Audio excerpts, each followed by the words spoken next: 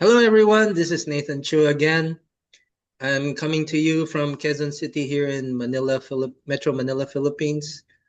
And my website is onelifeonly.net for those of you who are new to this YouTube channel or to this website or podcast on Spotify or even TikTok. I hope I can upload it onto TikTok. But I'm here again in another feature of what I call Two Shrinks Over Drinks. And I'm with somebody from the Netherlands, I'm guessing. Does that Yeah, make you yeah, yeah. Dutch? Right? Yes, yes, that's what. Yeah, I'm Dutch. That's Uh, right. all right. And his name is Richard van Romunde. Did I say Yes, that yeah, yeah, correctly? yes. That's close enough. It's All right. yeah. In Dutch you say Romunde, but that's I think that's quite difficult for English. Homunde? Yeah, yeah. That's quite good actually. Okay. The R sounds like an H in English, right?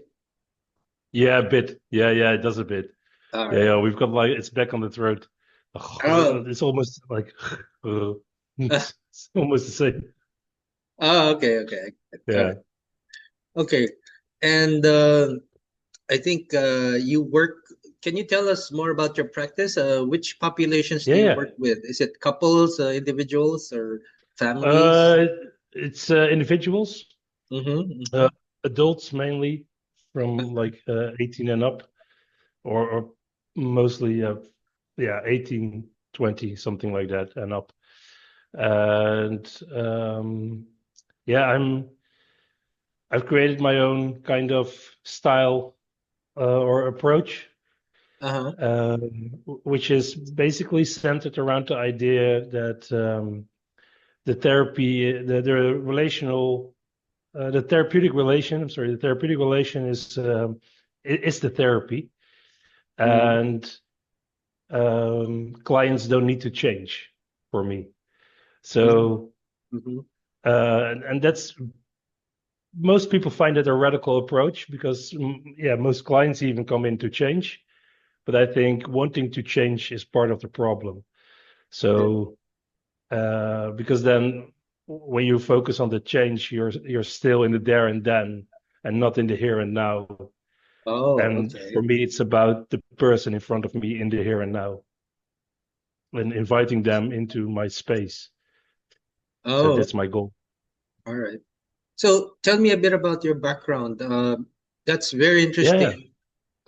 How did you get to that point where you came up with this, as you said, radical idea that it's not about change, Yeah, it's more about what? The the person. relationship, the Yeah, person. yeah, the person. Yeah, the person in front of me. Like, um, How did you get I into this? I know you do a mix of hypnotherapy, is that right? I did hypnotherapy. So I started out as a mindfulness trainer.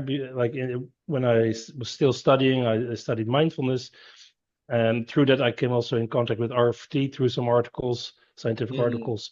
Mm-hmm. Um, and I tried getting into RFT back then, but I didn't manage because it was a bit too complex and a bit too much while also writing my thesis. Mm-hmm. So, and What was then your I wanted, what was your training about? Because I know you know Nicholas Ternicki, I guess he's from your yeah, country, right? no, he's He's from Denmark. oh, he's from Denmark. Sorry. Yeah, yeah, Uh, it's like one he's country up. yeah. He started off as a psycho in psychodynamic therapy. How about yours? How did you No, start no, no, your? yeah, I started studying psychology, so Mhm. scientific psychology based on Mm. like more focused on research. Oh, And I see. I had a lot of questions like how do things work? I was Hmm. always interested in how does it work? Can you tell me how it works? And Hmm. somehow I was never really satisfied by the answers Hmm. uh, I've gotten. And um, in the end, RFT gave me the answers that I was looking for, or gave me satisfying answers in how it works and how I can manipulate or well influence, better said, Hmm. um, the units. Like yeah, how can I tweak it? How can I shape a context for the Mm. client to let certain behaviors emerge? Okay.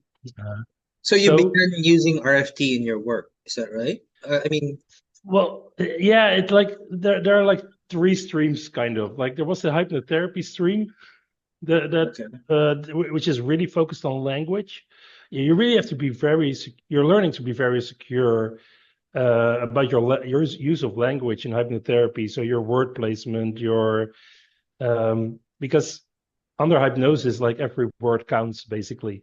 Mm, Uh, because the client has the eyes closed, mm, so like a lot of other channels of communication are mm, off limits because yeah, like I'm playing with my hands right now. A client doesn't see that under hypnosis, right? So mm, mm, and and everything is taken very literally. So you have to really manage your language very well. So that mm, was one thing. Then at that same or around that same time, started getting more and more into RFT, and then I wanted to see what is the link between RFT and hypnosis. And mm, at one point, I called up Yvonne Barnes Holmes to mm, ask like how does this work? And I'm really grateful that she took the time to explain it all to me mm, over the course of a couple of years. uh-huh. And and then there was um, around 7 years ago when I also started getting into RFT a bit more through Yvonne. I started doing improv, so that was another stream, as you could say, improvisational theater Mm, in which you also let things emerge. mm, So from the play. And in hypnotherapy, you also let things emerge from the subconscious or the okay. unconscious. All right. So my whole if I look back and you only can see this when you're looking back, right? But if you look back, I can see this red thread Mm-hmm. running through my life Mm-hmm. of like playing with things to emerge. Mm-hmm. And so right now, so I came to a point where I'm currently at is that what I want is I want the client, their spark, right? You can Mm-hmm. see the spark in their eyes. Mm-hmm. You can um, you can really feel when they're present in the room, when they are present, right? So that's the presence, which I call the beauty of the client. That's the unit I want to invite into the relationship with me, Mm-hmm. See. and that's my goal. So, and that's what I want to emerge. Mm-hmm. Um, so, but actually, that's already present to some extent. Mm-hmm. And then there's the functional contextual bit that like behavior always has a reason or always has a function with a history, Mm-hmm. Mm-hmm. right? So what they are currently doing, even if it's problematic, it has some kind of good reason that they're doing it, and I don't want to take that reason away right away, Okay. right? So, and that's why it helps me to say you are perfect and you don't have to change, because from that place I can let that beauty emerge, Mm-hmm. and at the same time I can the all these things that pop up like a negative self narrative and I'm worthless, I'm not good enough, Mm-hmm. they also pop up, and that's what I can work with. So Okay. yeah. All right. Well, thank you. That's a quite an interesting history. So you started off, Yeah, yeah. you know, I can't imagine starting off with RFT. Most Act is people don't. act is hard enough. You start off with RFT. Yeah, I yeah. feel so bad about myself. Oh no, you don't. No, no, no. Never feel bad about yourself. That's the most horrible thing you can do. Let's drink to that. Yeah. Two shillings Yes, for two yes. shillings. All right. Ching ching. Yeah. Uh, well, yeah, because the first time I tried to read acceptance, because I was like you doing mindfulness work, because it was all the Oh big yeah. fad, the big. Yeah, It's yeah. still a fad right now. It's still Yeah. very much where a lot of the third wave is going to, I guess. So is maybe about. So I started off that way, and then when I keep reading those books about with the titles mindfulness, right? I Yeah. started seeing Stephen Hayes being cited or quoted every time. Yeah, right. That's Yeah, when, yeah, what the heck? I mean, why is everybody looking to this yeah. guy? So I tried to get the first book. I think there's a second edition. I think I got the first Yeah, yeah, edition, and it didn't sound like English to me. I saw English yeah. words, Yeah. Yeah, yeah, yeah, yeah. It's the same experience I had with RFD. Yeah, yeah, yeah. That's true. and then I said, "Where English is a second language, I guess you also you Yeah, yeah, yeah, yeah, right." yeah, And yeah. what I did was I typed in "Act for Dummies," and that's how I found out about "Get Out of Your Mind and Live Your Life." That's where I started to get it. Oh, And oh, I that's so didn't nice. know that there's more complicated stuff after that. This is RFT, and you started up there. Congratulations, my friend. Thank you, thank you. Well, with some help, I didn't do it all alone. So that's like I Yeah. said, I'm really grateful with all the help I got All getting right. into that subject because, like, if I had to do it from only reading, I think it would be too hard for me. So Yes. Yes. yeah, And it's what really got me interested in you is yeah, I saw that you had a workshop, like a talk, an online yeah, talk that you created about Stephen Pepper's book. All right. yeah, yeah, a So book, yeah, yeah, the world hypotheses, right? yes, yes, And that's yeah. what got me interested in you. Uh, I Ah, I tried to listen to that workshop that you had, but I still found it kind of complicated. But just recently, I think it was Ben Sapalos, is that how you pronounce his yeah, last name?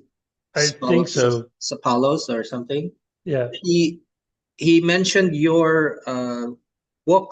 He put a link yeah, there yeah, with the connection to your very thin book, sort of yeah, explaining what Stephen Pepper means about world hypotheses, yeah. and because the book itself is a hard read. I don't think I'll ever read Oh it. man, like Stephen Pepper, he's a horrible writer. He has great ideas, but he's a horrible writer. Like I had to Really? go through his book. Yeah, he's a horrible writer.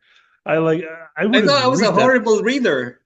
No, no, he's really a horrible writer. Like he introduces one concept like out of thin air, not explaining it only like 3 pages down the line. But in the meantime, he already introduced two other concepts without any introduction. So that's horrible writing.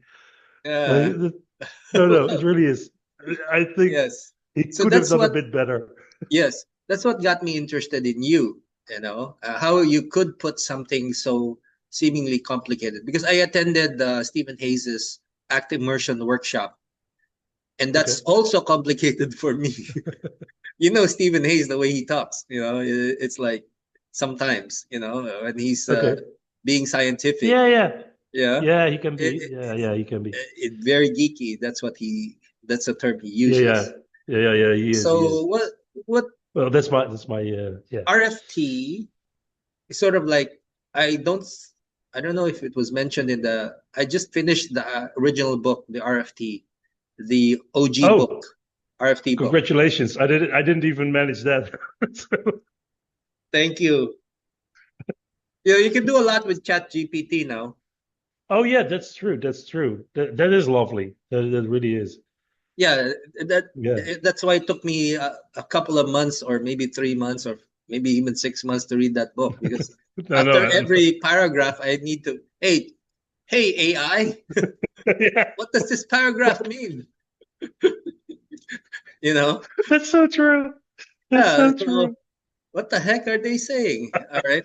Yeah. Okay, so So is instead of AI, I had Yvonne, right? So she told me. yeah.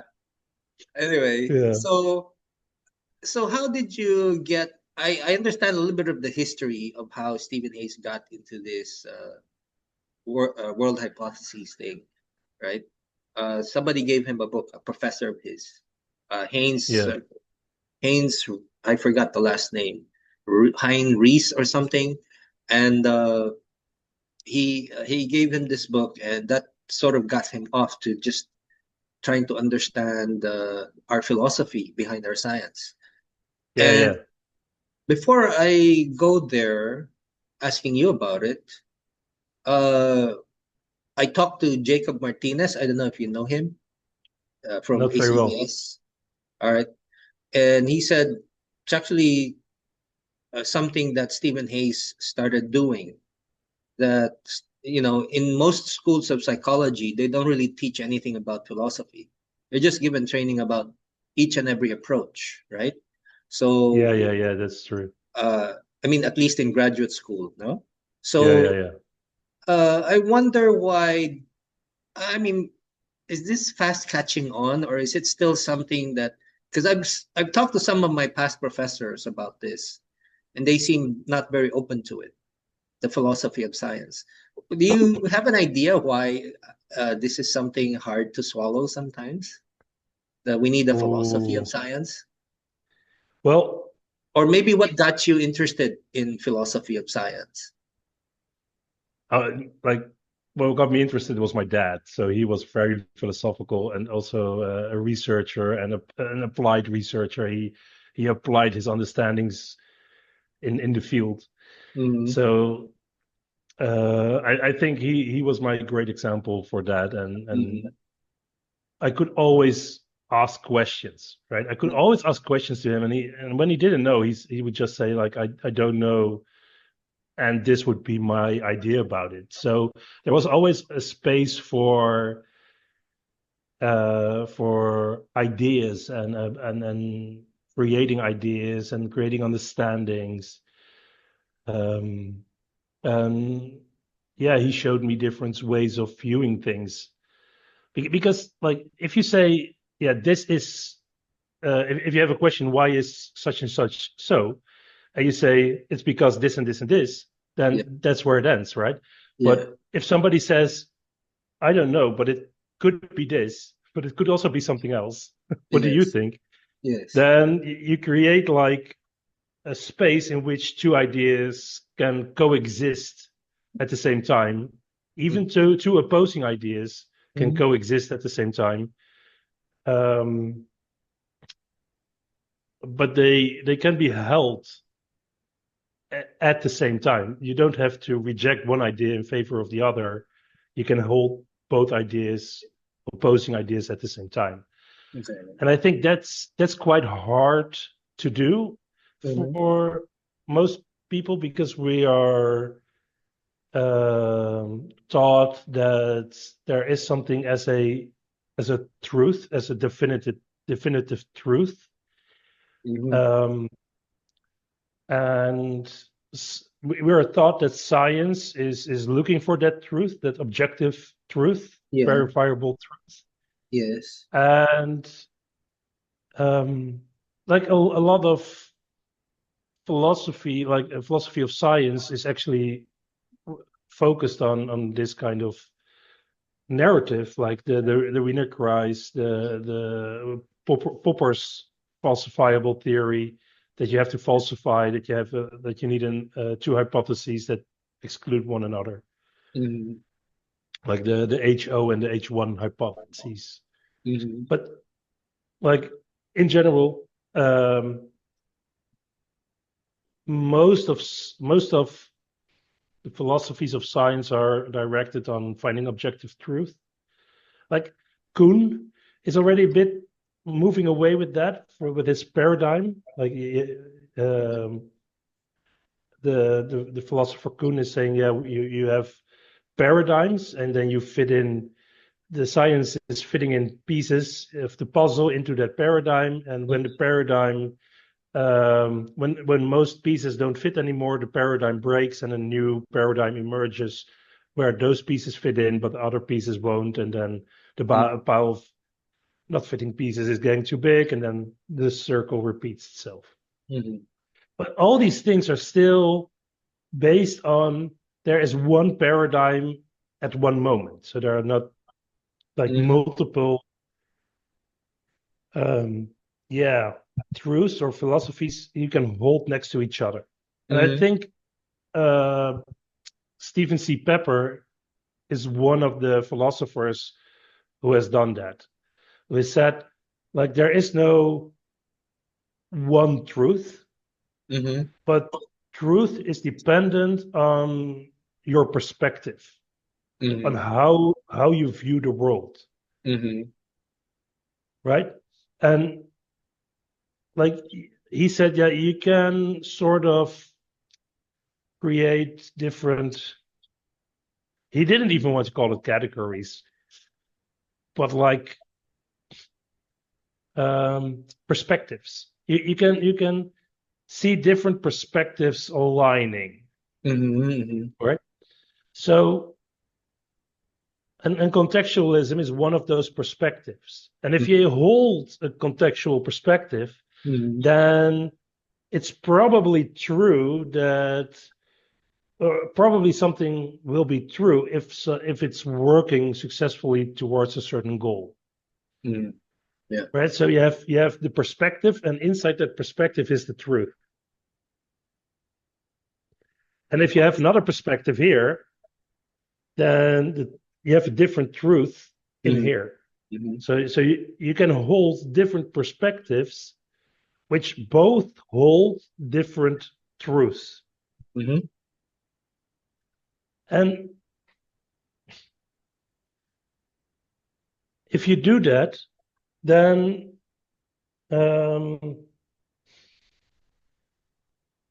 it becomes a bit more flexible, because you can say, oh, right, like this is how I view to the world, so it makes sense that this is true. Okay. Yeah. I don't know if I went a bit quickly here. So if I went too fast, please tell me so. That's okay. That's okay. I mean, it's just maybe you're saying that we're not here to, capture what is better than the one is better than the other. It's more like it depends on how you see the problem and how you want to approach the problem. Is that right? Exactly. So, for example, if you want to change the client's behavior, and you want to fix a disorder, for example, you want to bring order in the disorder, if it were. Yeah. Then your approach to that is different than if you're saying, yeah, somebody's perfect and what you're doing has a function, and we're going to investigate that function.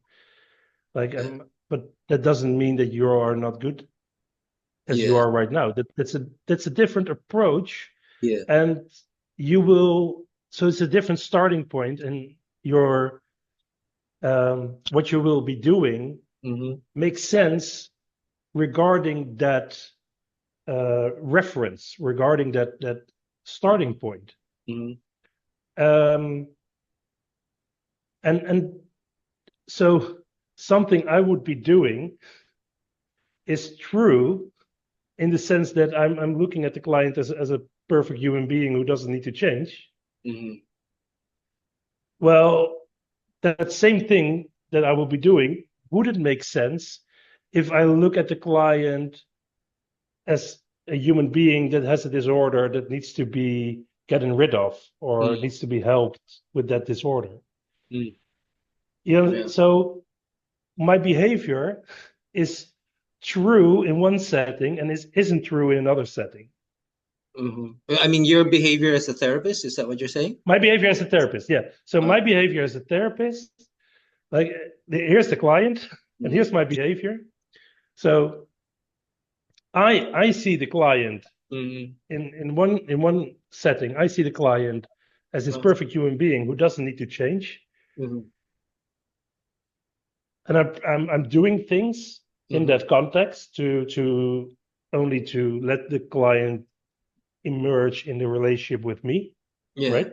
I'm doing things as a therapist, and those things make sense that I'm doing in relation to Mm, how I view the client, mm, mm, right?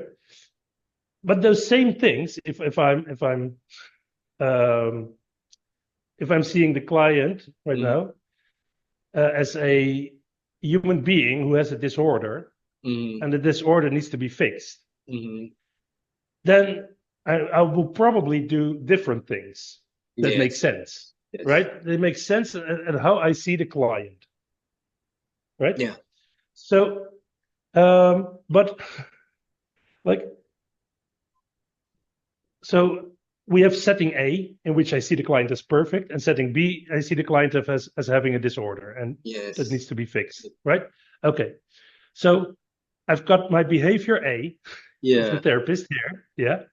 But if I put behavior A in setting B, it doesn't make sense at all, Yes, yes, yes. right? So behavior A in setting B, we would say it's not true, Yes. right? And behavior B in setting A would also not make sense, right? That Yes, yes, that doesn't yes. fit. Yes. So that wouldn't be true either Yeah. in that setting and from that perspective. So your perspective de- Yes. um, decides what is true or not. How Yeah. you approach your life, how you approach the client, how you approach life Yes. determines like what makes sense and what is true. Yes. Yes. All right. And that, yeah, Yeah. Thank you with that. Thank you for that. I don't know if you're familiar with this, but I didn't quite mention this to you before this interview. But we talk about goals, right? In yeah, contextualism, right? yeah, So um, and the truth criterion is about workability. Is that correct? Is that right? yeah. That's correct. Yeah, Okay. that's correct. Yeah, So a lot of people that I mentioned, it turns out to be just pragmatism, right? That that's another word for it, right? yeah, Yeah, American yeah, philosophy, right? yeah, And for those who are not philosophically inclined, uh, well, I wouldn't say they're not, but they're not familiar because I'm here in the Philippines. yeah. So, I mean, I don't talk to a lot of philosophers here. Most of my people I talk with who are in the field are into psychology, Mm. uh, because and some of them are in theology, no. All right. So it becomes very scary for them, you know. If the goal is what Mm. works, then we could slide down into moral relativism because we are a very religious country, right? You know something Oh, about the right. Philippines? You know something about No, the no. Philippines? I do. I know a very Yeah, uh, we're feel basically about it. 80% Roman Catholic. Oh, So right. yeah, so there's this 80%. yeah. So these are, Oh, let's say, categorical truths, you know? So oh. and Stephen Hayes did write something, an article on Atlantis. The title was "Is Morality Therapeutic?" And he compared the Duluth model, uh, uh, treating men who were, I think, violent or yeah, violent towards women, right? And using ACT, no? and it's a different concept, right? It's feminist Okay. therapy, this kind of teaching you what's right or what's wrong.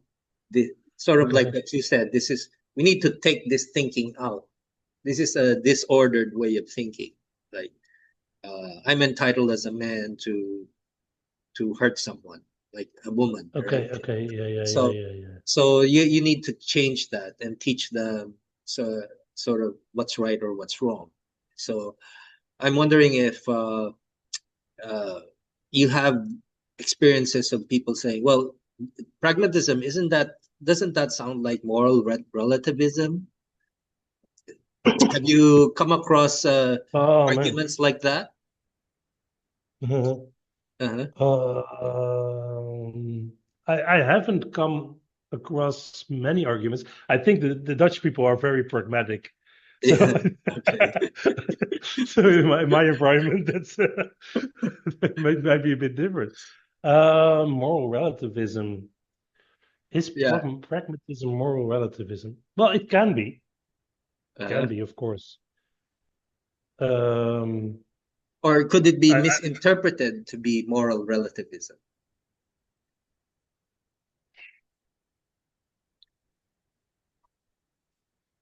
as soon as you start out contextually, Uh-huh. everything is relative. Okay. So yeah, so it's all based like Uh-huh. it's you always can say yeah, it depends on the context, right? Yeah, So I read that somewhere. yeah, I think it was yeah, Yvonne Barnes Holmes who said the answer is always it depends. yeah. It always depends. It depends on the context. Yeah. Yeah. So in a way, you could say that it's moral relativism. Um, but you could also look at like, but what's the goal? And do I agree with that goal? Yeah. Like, do I hold the same goal? Do I want to hold the same goal? Why do you want to hold the same goal? Yeah. So, like,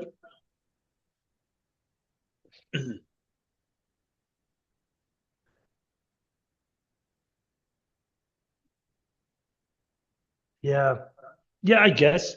Well, yes, I guess it can come down to moral relativism Okay. at one Well, point. Yeah. But yeah. is that a bad thing? I, That's what I would ask. Is that a I bad thing? I remember Stephen Hayes said in all his years of doing this work, he's never seen a met a client who would say, "I'm born to kill people." You know, it's like there's something that uh, in our nature that keeps us pro-social or cooperative species. Yes, And and if that's not the case, why is it so appetitive or so attractive to not act pro-social, to not act?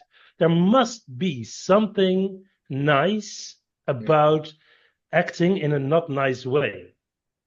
yes, Even if it gives a horrible feeling, if it's very yes, unpleasant, there must be like this tiny thing that's attractive to it. Because I don't think anybody would do anything that is completely unattractive.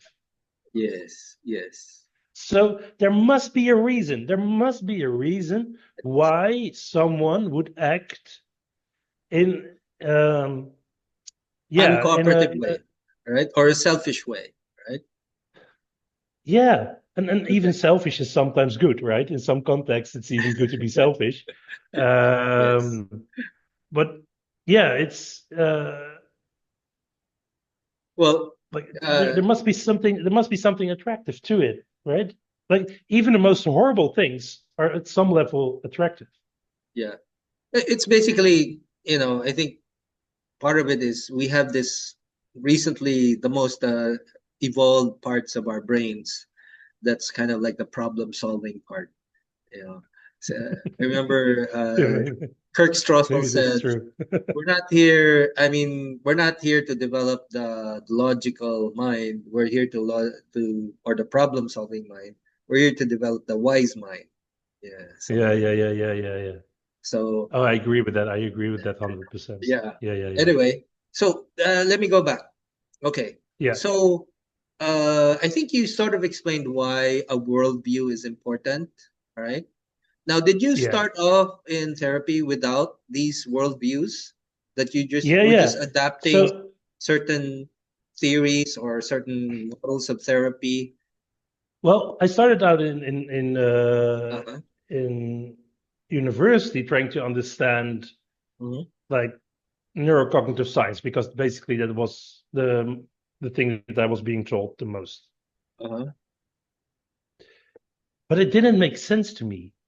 It did like I always came up to something that didn't make sense to me, but I didn't know why it didn't make sense to me. Oh, wow. So How many you have years this did you feeling. spend there? I'm sorry. How many years did you spend studying neuroscience? No, no, no. Only yeah, about 6 years. But it's Six no, years. no. But it no, like Yeah. yeah, yeah. Through my university days, right? Through my I was just a student. So Yeah. It's quite the a struggle, huh? I Studying found it something really yeah. for 6 years that didn't make sense. You end up with Well, that well, conclusion, right? like Okay. it does. It's quite a horrible conclusion. You're right about that. Like and to come back to that, I think Uh, um, a lot of people are investing a lot of time and effort and energy in something that doesn't make sense to me. And when I'm calling out, I'm also calling out that loss. So the loss of fuck, I'm sorry for my words, but uh, okay. I just spent so many years, so many energy and Uh, then this guy is like sweeping that all underneath of me, like sweeping my legs, okay. because he's asking questions which I can't answer. So like that doesn't feel nice, right? I'm Yeah. not a nice person in that regard. Uh, Okay. but it was genuine. I didn't make sense to me. For example, it didn't make sense to me that you have a disorder, yeah, which is categorized in a DSM, right? Yes. Uh, yeah, and then you have a treatment. But how does the treatment line up with the disorder? Symptoms. Yeah, but Yeah. how it's a disorder. So it's not only symptoms, it's a disorder. Uh, So how does it line up with the disorder? How does this treatment fix this disorder? And they can only say, yes, it does fix it because look, the client gets better. But that's not my question. My question is how? How does it fix it? How do your treatments interact with the disorder?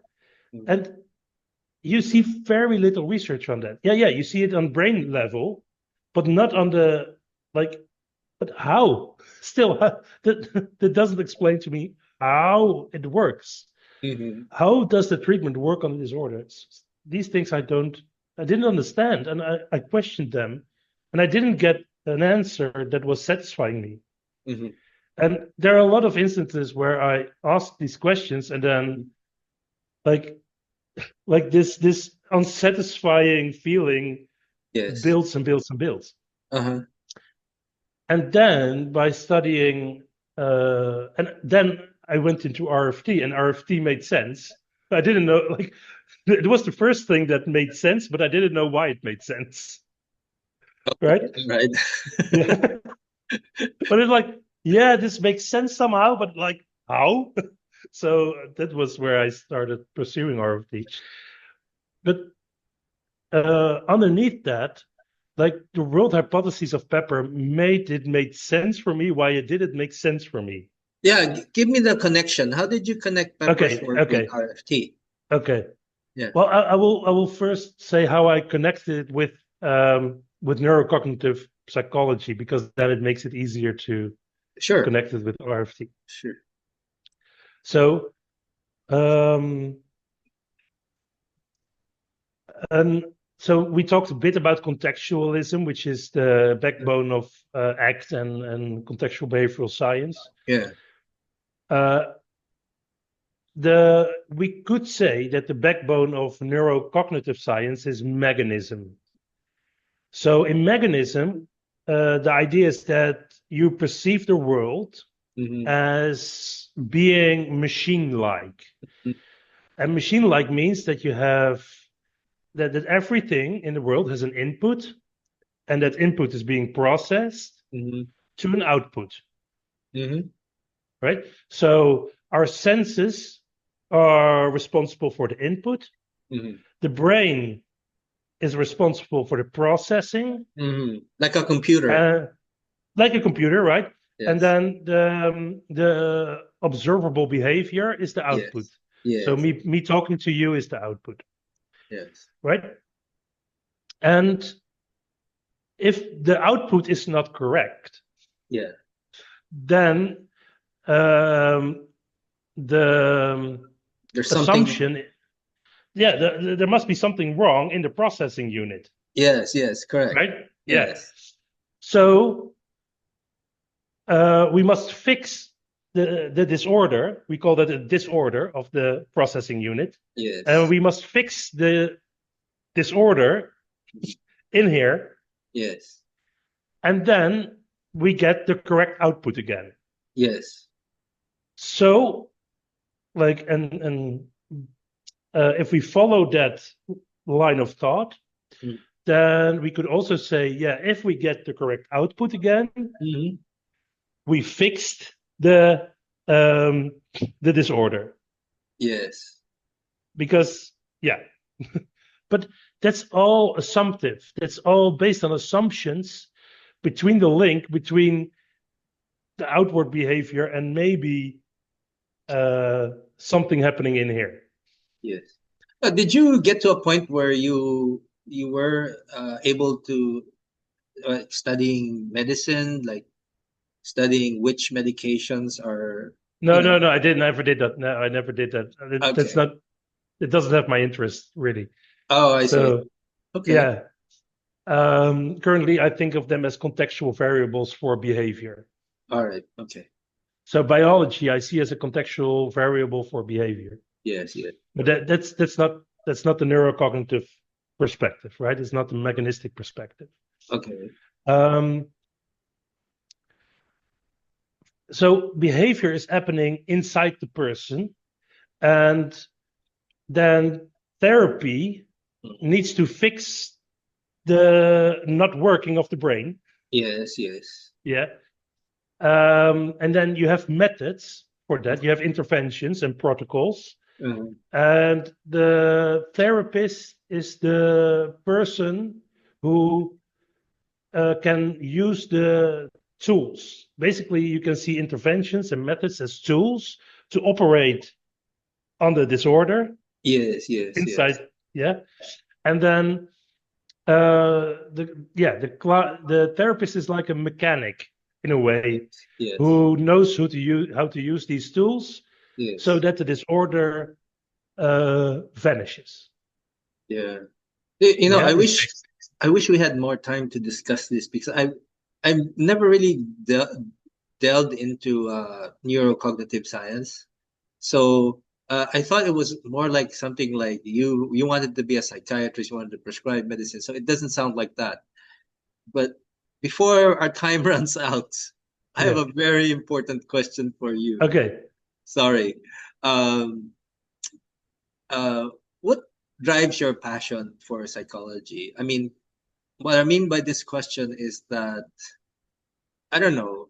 Yeah, Yeah, yeah, what yeah. your I will ambitions? answer it. What are your ambitions for psychology?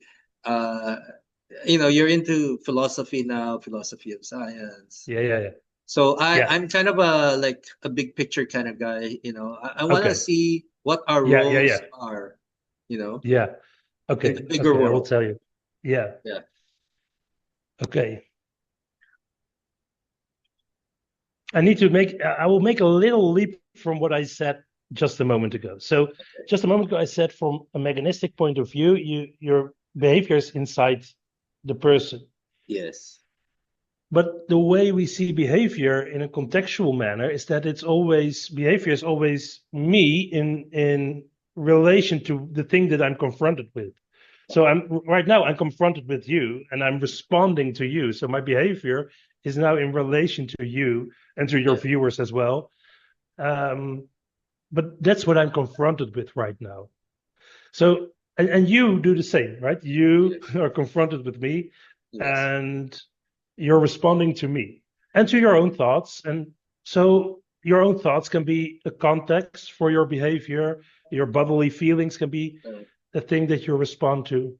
yeah. So behavior then is not something inside me, but it's like in between me and the thing that I'm responding to. Okay. All right. So it's in the interaction. The behavior is the interaction.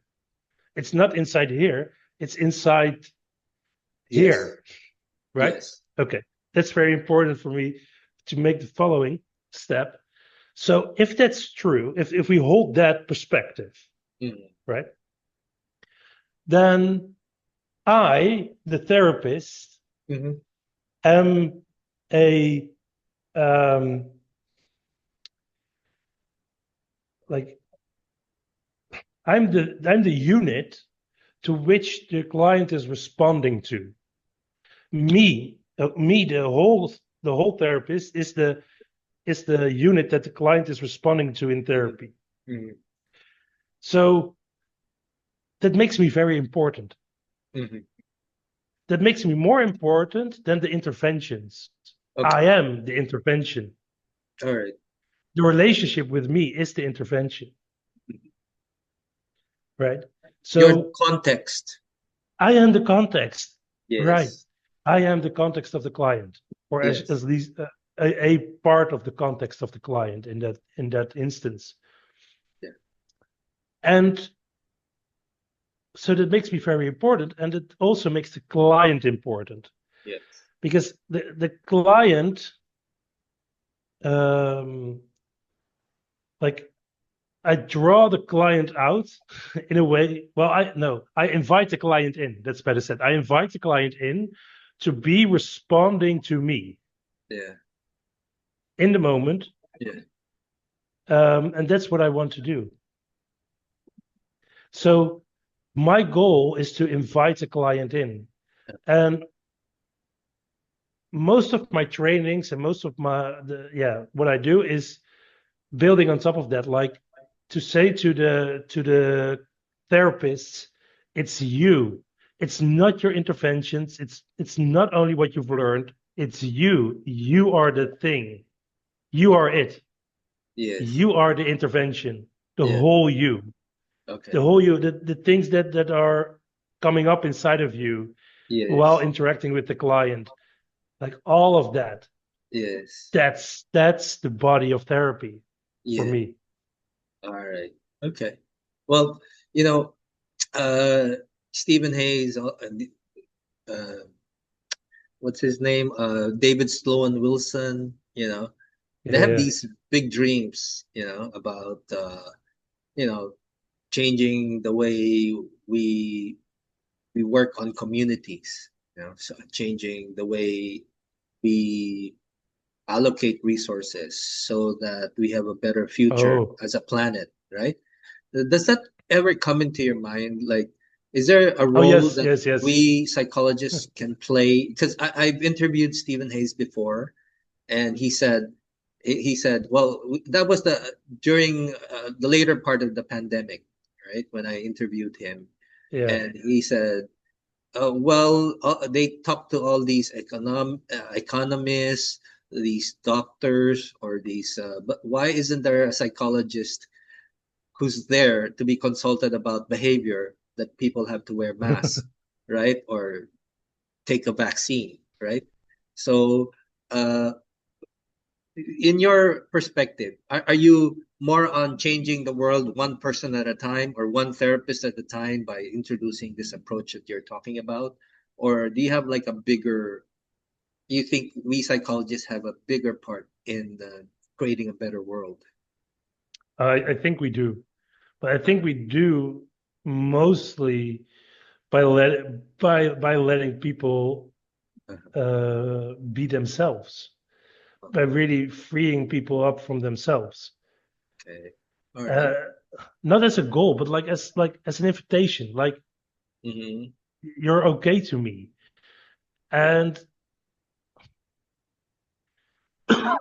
And I'm right now I'm thinking how to do that currently. So like the things that I'm working on right now is Mhm. like how can you create communities. Um, Mhm. so I've not applied it yet because I'm still busy with the planning. Uh-huh. But I want to do an open morning for everybody in the neighborhood to just come in and just Mhm. have a chat with me, right? Just Mhm. grab a cup of coffee. It's free of charge. Grab a Mhm. grab a coffee, grab a cup of tea. Mhm. Well, let's just have a chat. Really like low effort, low expectations. Doesn't have to happen anything. Just to get the connection going. Mhm. Just to like let people feel welcome Mhm. somewhere, Mhm. right? Um, so that's something I'd like to do. That's in my it's in my head right now. Mhm. Um, and yeah, I think that it's wise to Mhm. look at a bigger picture like, hey, why are we doing things? Why are we um what's the impact of those things? What's the influence? What's how can we shape Mhm. contexts on a grander scale? Mhm. Mhm. Like for example, I also wrote that in my book. Like there's in the I think in the US, like if Mhm. we talk about road design, road infrastructure, like there are very wide roads and the Yeah. trees are very far away. Yeah. So that's a context Mhm. which let lets a behavior emerge of driving too fast, Oh, okay. right? So the only context is the road sign, right? The Okay. speed sign. Okay. But the other contexts are not like acted upon to emerge a behavior that is that yeah for safe driving. In the Netherlands, we started about 30 years ago or 40 years ago, or maybe even 50. Like, don't get me on the on the specifics of the dates, but we started to see how we can influence tiny or like make tiny changes so that it's more probable that Yes. drivers behave a certain way, so that Yes. drivers drive slowly. So you have speed bumps, you have very narrow roads because in narrow roads you drive slower. We have trees just next to the road because then you have this narrowness again, and Yes. when it's more narrow, you drive slower. We have even narrowings in the street in the narrow Mhm. streets Mhm. because like yeah you have to slow down in that Yeah. instance. So there are all these tiny contextual factors Yeah. which make it more probable that Yes. someone drives more slowly.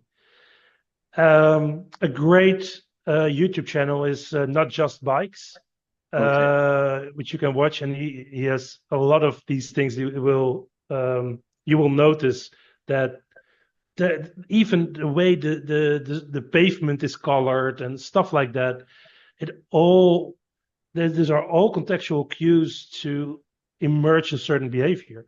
And if we follow that thinking, like what kind of society, what do we want, and what context do we need to create to let that um, so that let those behaviors Yes. emerge or make them more probable.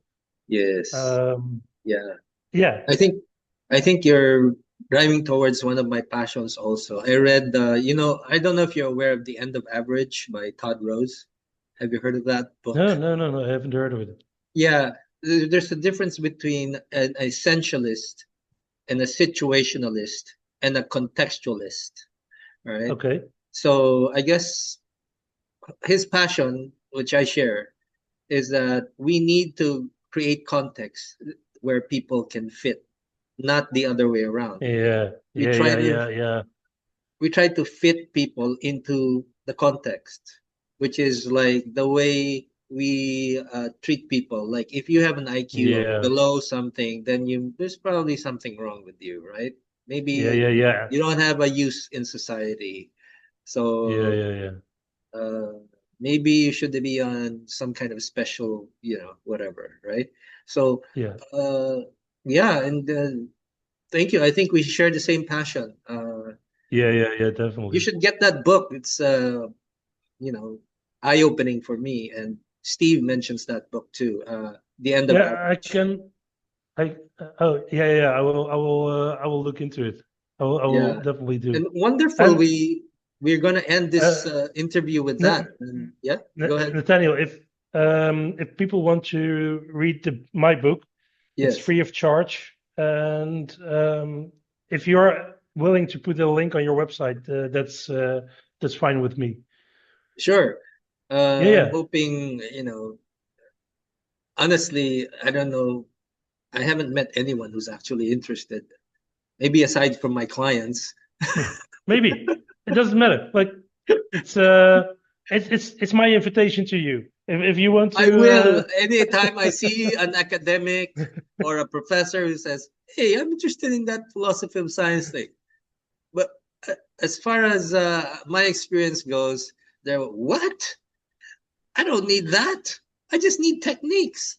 I just need no, no. psychological tests, stuff like that. Anyway, so once I get someone to be more open to it, I actually had that idea in my mind to share it with some of my colleagues, but Yeah, please not do. colleagues, but they're sort of like in the graduate program that I was in. You know, Yeah, okay. Yeah, so yeah. far it's been met with a lot of resistance. So I'm not sure, but definitely anytime I get the opportunity, you're the first one in mind. Honestly, I've been through your book 3 times, I guess. And Really. yeah, and Thanks. it's really very, very useful. It saves me from reading World Hypotheses or reading Oh Pepper. man, if I can help someone with that, then my life has had meaning already. What's the title of that book again? Uh, Of do you Pepper's have a book, title of it? of my book or Pepper's book. Your book, My book is Truth and Science, Truth but and Science. you can get it from my website. Um, well, I need to put a link on it, but you can get it from my website edotora.nl. That's EDOTORA.nl. Yeah. I love your passion. You like to give away books and coffee as well, right? Did you say you wanted to Yeah, yeah. organize? Yes, I will. I will do anything. All right. Cheers.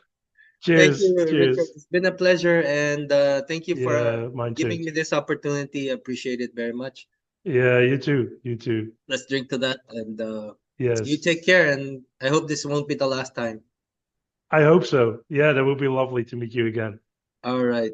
You take care. Bye bye. Okay, bye bye.